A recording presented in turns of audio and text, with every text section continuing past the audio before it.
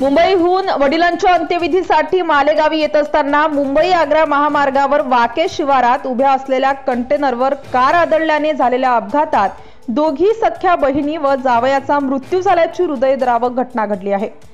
गुरुवारी पहाटे हा भीषण अपघात घडला। या अपघातात एक मुलगी गंभीर जखमी झाली आहे। तिच्यावर खासगी रुग्णालयात उपचार सुरू आहेत।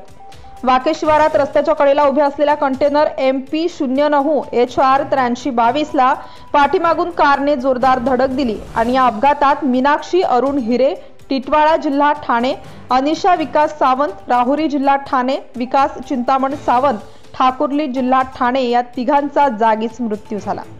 तर वैभवी प्रवीण जाधव नाशिक ही मुलगी गंभीर जखमी झाली आहे। तिच्यावर खासगी रुग्णालयात उपचार सुरू आहेत। या अपघाताची माहिती तालुका पोलिसांना मिळताच त्यांनी घटनास्थळी धाव घेऊन पंचनामा केलाय। Subscribe now and press the bell icon. Never miss an update.